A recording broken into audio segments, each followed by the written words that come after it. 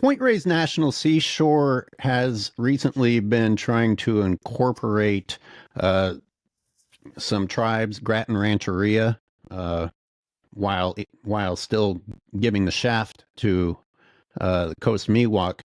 But I can't help but wonder if this is going to be something similar, where now instead of it being the Park Service shooting the elk or the ranchers getting blamed, now the Native Americans are going to kill the elk, which is still going to accomplish the same goal that the ranchers wanted. And over there in Montana, like I said, the one cultural practice that Whitey is ready to embrace is killing off these bison, which, what do you know, is the goal that they wanted, not to have all these bison Well, moving off into you got it cattle right, land. exactly. Did I go too far or? No, yeah, I think that's exactly what's happening. I think the ranchers are sitting back saying, "God, I'm so glad these tribal people are killing all these bison because otherwise we'd have to do it, and we know that we would get in a lot of trouble if we tried to do that." And talking about, I mentioned the treaty rights that nobody reads.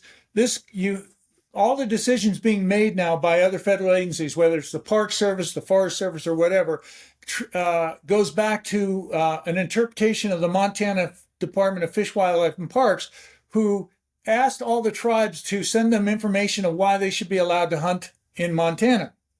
And the Fish, Wildlife, and Parks basically took all their assertions at face value without looking up to see if it were accurate interpretations of treaties or whatever.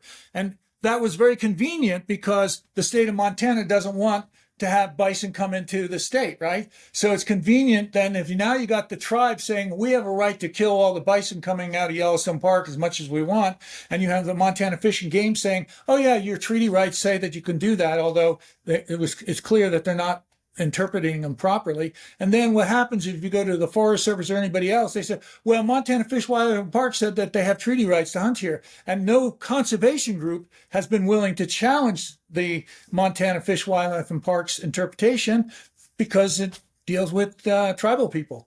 And everybody says hands off. I've talked to a number of lawyers within Earth Justice and some of the other groups out there to try to see if I could get them to follow up with a lawsuit, and they're like, no way, we're not touching this. So the people that would normally, again, if there was a massive killing of 1,000 bison by anybody else, these conservation groups would probably be in court trying to stop it. But because it's being done by tribal people, they don't even mention it.